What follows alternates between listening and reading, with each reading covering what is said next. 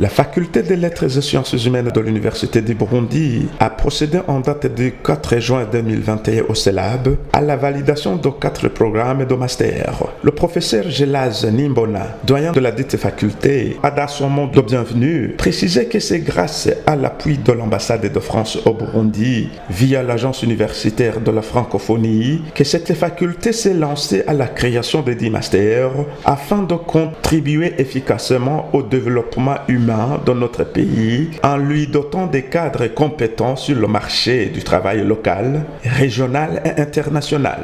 Et pour rappel, il y a bientôt 2 ans, nous étions ici dans cette même salle pour analyser les nouvelles offres de formation des nouveaux départements de journalisme et communication et de socio-anthropologie, ainsi que celle de la nouvelle filière des relations internationales et diplomatie, dont la création avait été motivée par le souci constant de la faculté des lettres et sciences humaines de contribuer efficacement au développement particulièrement humain de notre pays en lui dotant des cadres compétents sur le marché du travail local, régional et international, tant du point de vue de la recherche fondamentale que du point de vue professionnel.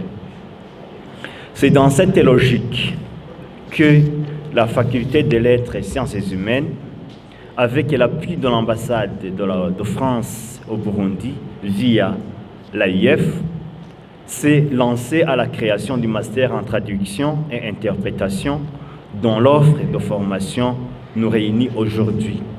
Je profite d'ailleurs de cette occasion pour réitérer nos remerciements à l'endroit de l'ambassade de France au Burundi et de l'AIF pour leur soutien qui ne cesse d'apporter aux efforts de notre faculté. Monsieur le directeur de l'AIF, ici présent, notre faculté vous est toujours reconnaissante et sera toujours reconnaissante de votre soutien. Il a ajouté qu'en vue d'opérer des transformations significatives et pertinentes et pour se mettre réellement au service de la nation, la faculté des lettres et sciences humaines continuera à explorer d'autres possibilités en tenant compte du contexte et des ressources disponibles. En vue d'opérer des transformations significatives et pertinentes, et pour se mettre réellement au service de la nation, la faculté des lettres et sciences humaines continuera à explorer d'autres possibilités et en tenant compte du contexte et des ressources disponibles.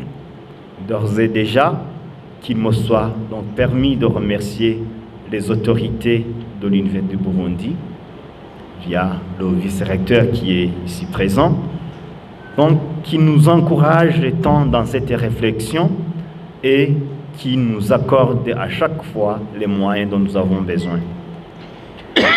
Nous attendons du travail de la journée un résultat qui nous fera avancer vers l'accréditation de nos offres de formation. Vous aurez ainsi aidé la faculté des lettres et sciences humaines à mettre sur pied une formation visant à doter le pays des cadres responsables et prêts à se mettre au service de la nation. Alexis Conti, directeur de l'agence universitaire de la francophonie dans la région des Grands Lacs, se dit satisfait de voir que la plus importante composante parmi les 3 que le projet de l'ambassade de France déploie avance finalement et qu'il aboutit à des résultats concrets. Finalement, après un temps quand même d'attentisme dû à des contraintes fortes que nous avons compris, mais heureusement l'équipe du doyen s'y est mise pour qu'au-delà de la révision, il complète les éléments nécessaires, les unités d'enseignement, et donc j'ai pris le micro surtout pour exprimer quand même la satisfaction de voir que ce que je peux qualifier de plus importante composante parmi les 3 de ce projet de l'ambassade de France que nous déployons avance finalement et devrait aboutir à un résultat concret, à savoir le démarrage de ce master qui est un master à mon avis stratégique, qui forme en traduction et interprétation dans un pays où la problématique des langues est réelle, parce que le Burundi a sa propre belle langue du Kirundi. Elle a 2 langues officielles, le français et l'anglais. Elle est bercée par le Kiswahili. Elle est l'interface entre un monde anglophone de l'EAC et celui francophone des Grands Lacs. Et donc, c'était vraiment à point nommé qu'un master comme ça ait lieu, voie le jour dans ce pays. Sachant qu'une licence en traduction et interprétation existe depuis plus de 20 ans en Gozi, donc ce sera aussi une conséquence secondaire qu'il y ait des débouchés pour ces jeunes-là. Dans son discours d'ouverture des travaux de l'atelier, le professeur Runia Govalos, vice-recteur de l'Université du Burundi, a passé au peigne fin les raisons de l'organisation de cet atelier de validation des dites offres de formation. En effet, 2 raisons expliquent cet atelier d'aujourd'hui. D'abord, cette faculté compte ouvrir de la rentrée prochaine, c'est-à-dire au mois d'octobre, une nouvelle filière de formation de master, à savoir le master en traduction et interprétation. Et comme l'exige le cadre légal, notamment la loi que je viens d'énumérer de 2020, un atelier de validation constitue une étape incontournable dans le processus de demande d'accréditation. Il était donc évident qu'un atelier soit organisé pour procéder à la validation de l'offre de formation de ce programme de master que la faculté compte ouvrir d'ici quelques mois. La deuxième raison, c'est que, en raison du processus de restructuration et de décentralisation des structures de formation de l'Université du Burundi en cours, 2 filières du département d'Histoire et Sciences et Politiques ont été transférées à la faculté de droit, qui est redevenue la faculté de droit, des sciences politiques et des relations internationales. Ce démembrement du département d'Histoire et Sciences et Politiques a donc rendu inévitable une révision de l'offre de formation de ce département, désormais devenu département d'Histoire et Patrimoine, aussi bien au niveau du cycle de baccalauréat qu'au niveau du cycle de master. C'est ainsi qu'une nouvelle offre de formation a été élaborée par ce nouveau département, mais également pour le master SPDT, dont la composante sciences et politiques a été transférée aussi à la nouvelle faculté de droit, sciences politiques et relations internationales. Ce sont alors ces nouvelles offres de formation élaborées à la suite de cette restructuration, mais également le programme de master en traduction et interprétation que vous aurez à analyser en vue de leur apporter les améliorations nécessaires au cours de vos échanges en commission ou en plénière. Nimbona Gelage, doyen de la faculté des lettres et sciences humaines de l'Université du Burundi, a laissé entendre ce que sera la plus-value de ces nouvelles offres de formation au sein de la dite faculté en général et au sein de la société burundaise en particulier. La plus-value plutôt serait à avoir au niveau de notre faculté et au niveau de la société.